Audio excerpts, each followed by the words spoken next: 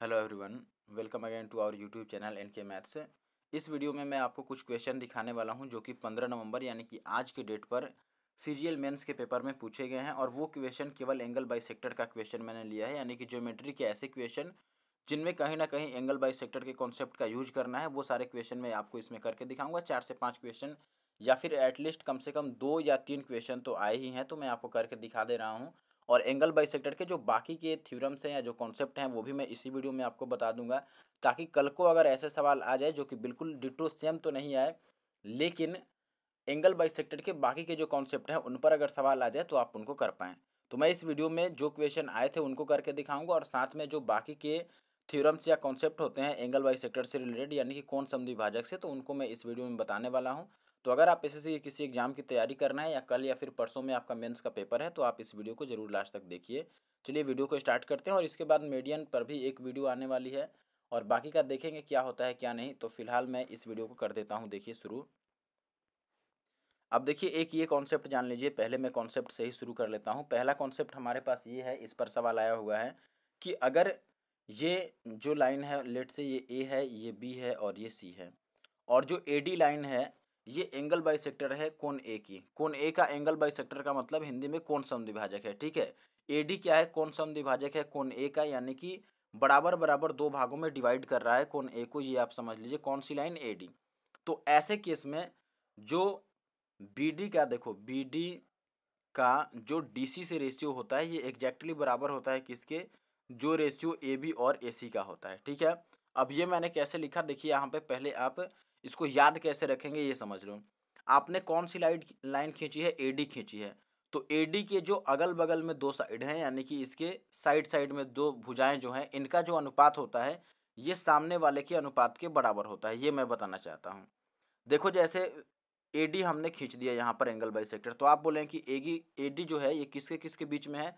तो आप बोलेंगे कि ये ए बी और ए सी के बीच में है, यानी कि ए बी और ए सी का जो रेशियो होगा वो बी से डी तक और डी से सी तक के रेशियो के बराबर होगा, यानी कि बी डी और डी सी के बराबर होगा। तो इस बात को चाहे तो आप ऐसे लिख सकते हैं, या डायरेक्ट मैंने यहाँ पे जैसे फिगर में लिखा है कि ये वैल्यू यहाँ ला दीजिए और ये वैल्यू यहाँ ला दीजिए, और इनका रेशियो डायरेक्ट निकाल लीजिए तो निकल जाएगा। अब देखिए मैं आपको क्वेश्चन भी दिखा देता हूँ कि क्वेश्चन क्या आया हुआ है यहाँ पे। देखिए जैसे इस क्वेश्चन में आपको ये बात दिखाया गया है कि ये जैसे लेट से, अब यहाँ पे ये थोड़ा आप हटा लीजिए, इसको 32 नहीं रखते हैं, यहाँ पे कोई और वैल्यू ले लेते हैं, छोटा लेते हैं थोड़ा। जैसे मैंने मान लो 16 ले लिया यहाँ पे, ठीक है, या फिर 24 ले लिया लेट से मैंने, चलो 24 ले लेते हैं। ये मैंने वैल्यू 24 ले लिया, किसकी? बीसी की वैल्यू। अगर बीसी 24 है तो आप ये कहेंगे कि ये अगर 12 है, और यहाँ पे देखो सवाल में दिया है कि एडी क्या है? एंगल बाइसेक्टर है, और आपको बीडी की वैल्यू बतानी है, तो आप कहेंगे दोस्त देखो ऐसा सवाल आया है, भले ही डेटा चेंज हो गया हो, यहाँ पर 12, 20 और 24 के बदले में कुछ और हो, लेकिन यहाँ पर कॉन्सेप्ट यही यूज करना है आपको ऐसे क्वेश्चन को सॉल्व करने में। आपको बीडी की लेंथ बतानी है और एडी क्या है? एंगल बाइसेक्टर है, तो आप बोलेंगे कि जो बीडी का रेशियो आएगा किससे? डीसी से, ये क्या आएगा मेरे भाई? ये वही रेशियो आएगा जो 12 और 20 का होगा। तो आप यहाँ पे लिख सकते हैं कि 12 और 20 का रेशियो, ठीक है, यानी कि ये एडी खींचा गया है। अगर ये एंगल बाइसेक्टर है तो बीडी और डीसी का रेशियो वही होगा जो एडी के अगल बगल वाले का रेशियो है। एडी के अगल बगल में क्या है? 12 और 20 है, तो 12 और 20 का रेशियो बन जाएगा, देखो 4 तियाँ 12 और 4 पचे 20, 3 और 5 का, यानी कि यही रेशियो इनका भी होगा। ये 3 हो जाएगा और ये 5 हो जाएगा। फिर आप देखेंगे 3 और 5 टोटल 8 यूनिट है, जिसकी वैल्यू सवाल में 24 दे रखी है। टोटल साइड कितनी है? 24 की। और अगर 8 24 के बराबर है तो एक किसके बराबर हो गया? 3 यूनिट के। और हमें सवाल में बीडी बतानी है जिसका वैल्यू 3 है, तो एक अगर 3 के बराबर है तो 3 किसके बराबर होगा? 9 यूनिट के बराबर होगा, यानी कि बीडी की वैल्यू कितनी आ जाएगी? 9 आ जाएगी। और अगर डीसी पूछता तो 5 या 15 हो जाता, ठीक है। तो ऐसे करके आपको निकालना है। चलते हैं अगले सवाल पे और देखते हैं कि अगला कौन सा कॉन्सेप्ट है या फिर क्वेश्चन। देखिए एक ये सवाल आया हुआ है, ये भी आप देख लें। वैसे आपने तो देख ही लिया होगा, लगभग सभी लोगों ने एनालिसिस कर ही दिया है। मैंने बस इसलिए वीडियो बनाया कि मैं एनालिसिस करूं या ना करूं, कुछ क्वेश्चन आपको दिखा दूं, और और कौन से कॉन्सेप्ट है जो आ सकते हैं ये भी मैं आपको बता दूं, ठीक है। तो यहाँ पे देखिए क्या क्वेश्चन आपको बोला गया है। यहाँ पे बोला गया है कि ये जो लाइन है ए, देखिए ए क्या है? एंगल बाइसेक्टर है। और अगर ए एंगल बाइसेक्टर है और एडी आपको एक परपेंडिकुलर डाला है गया है साइड बीसी पर, और अगर एडी परपेंडिकुलर है यानी कि लंब है, तो आपको बताना है कि angle A sorry D E A क्या होगा? एंगल डी ई ए आपको बताना है। देखिए यहाँ पे क्वेश्चन मार्क लगा है, तो ये आपको बताना है। तो मैं आपको बता दूं दोस्त, आपने ये पढ़ा होगा कि ऐसे कंडीशन में अगर ये एंगल बाइसेक्टर है और ये एक परपेंडिकुलर खींच दिया गया है, तो परपेंडिकुलर और एंगल बाइसेक्टर के बीच का जो कोण होता है वो एक्चुअली में इनके अंतर का आधा होता है। ठीक है, यानी कि यहाँ पर आप कहेंगे कि एंगल डी ए ई, ये डायरेक्ट फार्मूला आपको याद रखना है वरना सॉल्व करने में टाइम लग जाएगा आपको। ठीक है, एंगल डी ए ई जो होता है वो एंगल बी माइनस का एंगल सी और बाई 2 होता है, इनका हाफ होता है। तो बी और सी का अंतर आप देख सकते हैं, 14 में से 8 जाएगा तो 6, और ये हो गया अपने पास कितना 7, 7 में से 4 जाएगा तो 3, 36 का आधा कितना होगा दोस्त 18 डिग्री अपना आंसर होगा, और 18 इस सवाल का सही उत्तर है। 18 जो है ये डी ए ई की वैल्यू है, तो ये आपको ध्यान रखना है।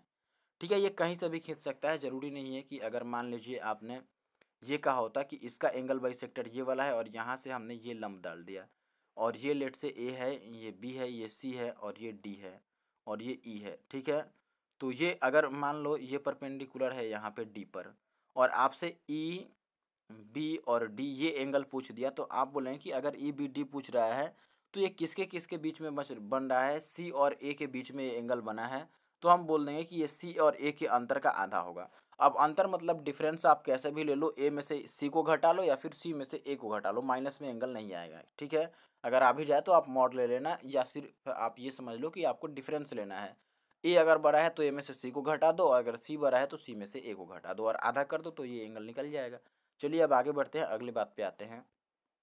अब देखिए एक ये सवाल आया है, इसमें भी एग्जैक्ट डाटा का पता नहीं है, और ये सवाल आपने काफ़ी बार किया होगा, प्रीवियस ईयर में ऐसे कई सारे क्वेश्चन मैंने कराए हैं। अगर आपने ज्योमेट्री की वीडियो देखी होगी जिसमें मैंने 2011 से 18 तक के सारे क्वेश्चन सॉल्व करा दिए हैं, टोटल 10 घंटे की अकेली वीडियो बनाया था मैंने, और ये पार्ट वाइज में भी अवेलेबल है, अलग अलग 8 भागों में मैंने इसको डिवाइड कर रखा है, तो आप पार्ट वाइज भी देख सकते हैं। या टोटल 10 घंटे के आसपास का टाइम लगा है, एक साथ मैंने कंबाइंड भी कर दिया है, आप देख सकते हैं। उसमें टोटल 2011 से और 18 तक जितने भी ज्योमेट्री के क्वेश्चन पूछे गए हैं सीजीएल मेंस में, मैंने सबको कवर कर रखा है। तो उसमें ऐसे कई सारे क्वेश्चन मैंने कराए हैं। देखिए ये एंगल 42 दे रखा है, और आपको ये भी दिया हुआ है कि एंगल बी का ये बाइसेक्टर है। ठीक है, बी ओ क्या है, एंगल बी का बाइसेक्टर है, और सी ओ जो है वो एंगल सी का बाइसेक्टर है, और आपसे ये एंगल पूछा गया है कि एंगल बी ओ सी क्या होगा। तो आपको पता होगा कि ये जो एंगल होता है ये होता है 90 प्लस ए बाई 2। कब, जब ये वाला बी ओ जो है ये भी बाइसेक्टर हो और सी ओ क्या है ये भी कोण समद्विभाजक हो। तो हम ये लिख सकते हैं कि 90 प्लस 42 का आधा कितना 21, यानी कि ये 111 डिग्री इसका आंसर आएगा। ठीक है, अब देखिए इस तरह के क्या क्या सवाल आ सकते हैं, मैं आपको कुछ कॉन्सेप्ट सिखा देता हूँ, आप ध्यान रखिएगा। जैसे देखिए ये पहला बात है, एक तो आपने पढ़ ही लिया कि अगर ऐसे ट्राइएंगल दे रखा है आपको, और ये ए है लेट से, और ये बी है, और ये सी है, और आपको ये बोला गया कि बी का बाइसेक्टर है ये लाइन, और फिर ये लाइन सी का बाइसेक्टर है, और ये आई है लेट से हमारा इन सेंटर है, तो आप बोलेंगे कि ऐसे कंडीशन में एंगल बी आई सी जो होता है, बी आई सी ये होता है 90 और प्लस का ए बाई 2। ये आपने पहला कॉन्सेप्ट पढ़ा, मैंने अभी ऊपर बता दिया कि 90 प्लस ए बाई 2 कब होता है, जब बी और सी के ये इंटरनल बाइसेक्टर हों, यानी कि आंतरिक समद्विभाजक हों।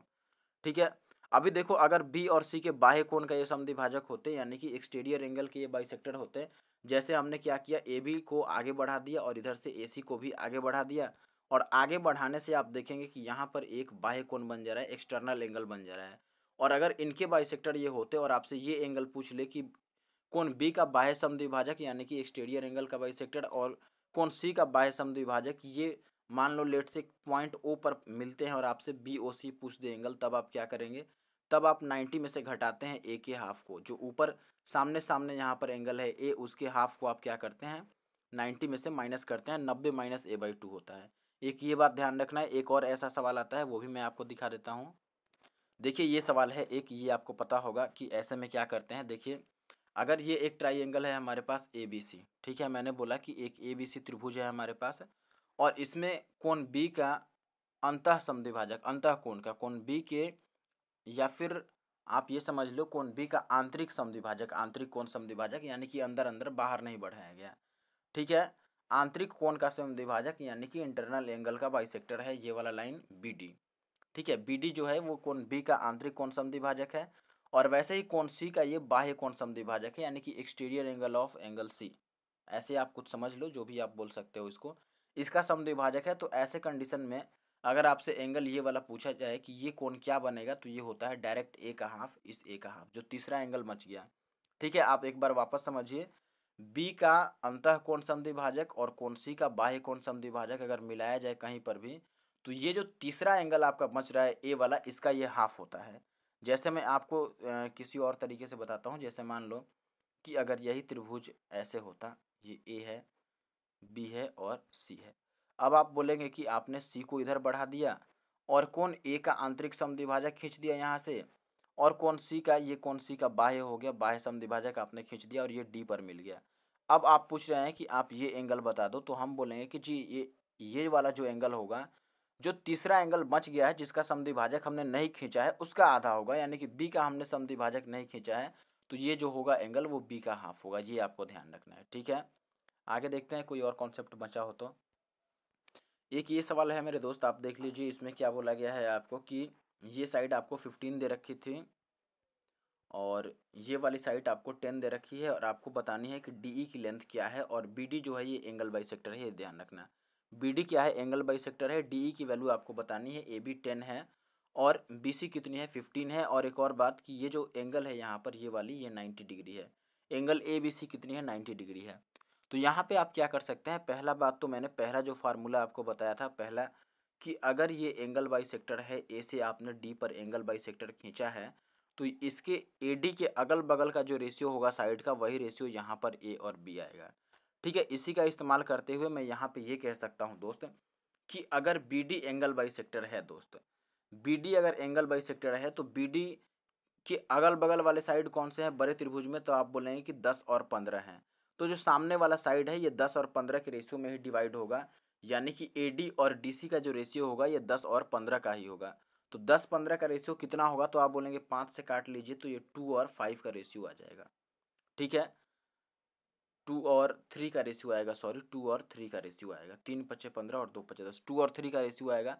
अब यहाँ से आप चाहें तो सिमिलरिटी अप्लाई कर सकते हैं। कैसे? देखिए, मैंने ये बोला अब आपको, ये जो टोटल लेंथ है, ये टोटल ये कितनी है, तो आप बोलेंगे। अच्छा, एक बात आपने पढ़ा होगा दोस्त, ये बात आप ध्यान रखिएगा कि कभी भी समकोण त्रिभुज में, यानी कि राइट एंगल ट्रायंगल में, अगर किसी भी, देखो, या तो इस साइड के आप पैरेलल एक साइड खींच देते हो, तो ये जो छोटी वाली त्रिभुज बन रही है, ये बड़े त्रिभुज का हमेशा क्या होता है? सिमिलर होता है, यानी कि समरूप होता है। ठीक है, आप ऐसे खींच लो या फिर ऐसे लाइन खींच लो, एक 90 डिग्री वाला बना लो, तो भी ये 90 डिग्री वाले दोनों अलग अलग त्रिभुज बड़े वाले त्रिभुज के क्या होते हैं? सिमिलर होते हैं। ये बात आपको पता होनी चाहिए। देखिए क्या क्या हो सकता है, अगर ये एक समकोण त्रिभुज है, राइट एंगल ट्राइंगल है, तो या तो आप इसके पैरेलल कोई लाइन खींच लो, या फिर आप इस वाले के पैरेलल कोई लाइन खींच लो, इस बेस के पैरेलल या फिर हाइट के पैरेलल खींच लो, या फिर आप कोई 90 डिग्री का परपेंडिकुलर डाल दो कर्ण पे, यानी कि हाइपोटेनस पे कोई 90 डिग्री वाला आप परपेंडिकुलर डाल दो। तो ऐसे कंडीशन में जितने भी ये, जैसे यहाँ पे देखो कौन सा, ये वाला एक ट्राइंगल यहाँ पे नया क्रिएट हो गया है, इसमें ये क्रिएट हो गया है नया, इसमें ये दो नया नया क्रिएट हो रहा है। तो जितने भी न्यू ट्राइंगल बन रहे हैं ये सारे ही पुराने वाले, यानी कि इस बड़े ट्राइंगल के क्या होते हैं? सिमिलर होते हैं। ये आपको ध्यान रखना है, ठीक है, ऐसे कंडीशन में। और अगर ये बात आपको पता है तो आपको सिमिलरिटी इसमें सिद्ध करने की जरूरत नहीं पड़ेगी, प्रूफ नहीं करना पड़ेगा कि इसमें सिमिलर हो रहे हैं कि नहीं। आप डायरेक्ट देखेंगे कि यहाँ पे अगर 90 डिग्री है और यहाँ पर भी 90 डिग्री है, ठीक है, यानी कि इसके ये लाइन पैरेलल हो गया, और अगर पैरेलल हो गया तो आप बोलें कि ये जो छोटा वाला त्रिभुज है, ये बड़े त्रिभुज एबीसी का क्या हो गया? यहाँ पे समरूप हो गया, यानी कि सिमिलर हो गया। और हमने ये निकाला था कि ये कितना था? 2 था और ये 3 था, यानी कि आप बोलेंगे कि इस पूरे त्रिभुज में अगर ये पूरी साइड कितनी है? 5 है। 3 और 2 5। देखो 3 और 2 टोटल मिलकर के रेशियो कितना का बना रहा है? 5 का। और अगर ये 3 है छोटे वाले में, मैं अभी किस में बात कर रहा हूँ आप देख लीजिए, ये 3 है, मैं बात कर रहा हूँ ए बी सी और साथ में डी ई और सी का, डी ई सी, ये इन दोनों त्रिभुज का, ए बी सी और डी ई सी का, ये दोनों सिमिलर हो गए। क्यों सिमिलर हो गए? क्योंकि ये 90 डिग्री पर है और ये भी 90 डिग्री पर है, तो ये दोनों पैरेलल भी हो गए और सिमिलर भी हो गए। तो अब देखेंगे आपकी हाइपोटेनस का जो रेशियो है वो 3 और 5 का है। छोटे वाले त्रिभुज में कर्ण जो है वो 3 है और बड़े वाले त्रिभुज में कर्ण 5 है, तो हर एक साइड का जो रेशियो होगा वो 3-5 का होगा, क्योंकि यहाँ पे ये दोनों ही त्रिभुज सिमिलर हैं। तो हम बोलेंगे कि इसका मतलब तो ये भी हुआ कि अगर ये 3 यूनिट है तो ये पूरा कितना होगा? 5 यूनिट। फिर आप बोलेंगे कि 5 की वैल्यू तो यहाँ पे 10 है, यानी कि डबल है, 5 की वैल्यू 10 है, तो इस 3 की वैल्यू भी डबल हो जाएगी, यानी कि 6 हो जाएगी। तो 6 अपना आंसर है। ठीक है, मैंने क्या बताया आप ज़रा ध्यान से समझ लीजिए, मैं वापस एक बार इसको रिवाइज कर देता हूँ। देखिए, मैंने ये बोला कि ये अगर एंगल बाइसेक्टर है तो ये सामने वाला 10 हो जाएगा और ये सामने वाला 15 के बराबर हो जाएगा, और इनका रेशियो अगर आप 10-15 का निकालते हैं तो ये 3-5 आ जाएगा, सॉरी 2-3 आ जाएगा, यानी कि ये 2 हो गया, ये 3 हो गया।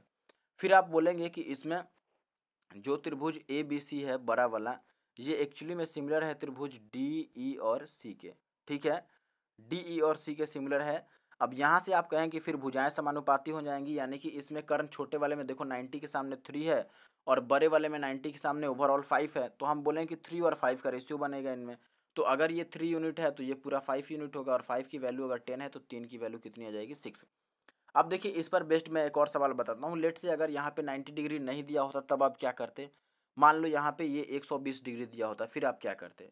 तो देखिए मैं आपको समझाता हूँ कि आप क्या करते। मैं सवाल किस तरह का कहना चाहता हूँ वो भी आप देख लो। मैंने यहाँ पे आपको ये बोला है दोस्त कि आपको अगर ऐसे दिया होता कि ये हमारे पास त्रिभुज है, चलो देखो ऐसे बना लेते हैं, ये हमारे पास त्रिभुज है और ये ए है, बी है और सी है, और फिर से वापस यहाँ से आपने एक मीडियन इसका एंगल बाइसेक्टर खींच दिया बी का, और ये लेट से डी पर आके मिल रहा है, और डी से आपने यहाँ पर एक परपेंडिकुलर डाल दिया डी ई, और आपसे इस डी ई की लेंथ पूछ रही है कि बता दो डी ई बराबर क्या होगा। फिर आप क्या करेंगे, और एंगल बी जो है ये आपको दे रखा है कि एंगल बी जो है ये है 120 डिग्री। अब बताइए यहाँ पे ये राइट एंगल ट्रायंगल नहीं है, यानी कि यहाँ पर ये समकोण त्रिभुज नहीं बना, बी पर 90 डिग्री नहीं दिया है, फिर आप डी ई की वैल्यू कैसे निकालोगे। और ये लेंथ लेट से अभी भी सेम है, ये 10 ही है और ये टोटल 15 ही है। अब बताइए आप क्या करेंगे। तो आप देखिए ऐसे कंडीशन में क्या कर सकते हैं दोस्त।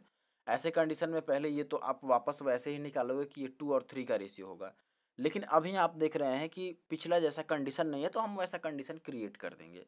हमने बोला कि अगर ये लाइन ए बी है, इसके पैरेलल एक लाइन खींच लें तो पिछला जैसा बात बन जाएगा। तो मैंने यहाँ से एक पैरेलल लाइन ड्रॉ कर दिया, लेट से ये वाला, ठीक है। मैंने एक यहाँ पर डी से और डी एन लेट से क्रिएट कर दिया एक लाइन।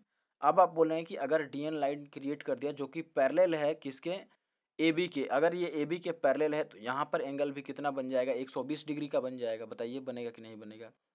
अब देखिए अगर ये 120 डिग्री का बन गया मेरे दोस्त, तो हम पिछले वाले जैसा ही पहले बोलेंगे कि यहाँ पर जो डी एन सी है, डी एन सी त्रिभुज, ये एक्चुअली में सिमिलर है किसके, ए बी सी के, ठीक है। क्योंकि ये भी अब 120 डिग्री हो गया, हमने पैरेलल बना दिया, बेस को पैरेलल बना दिया।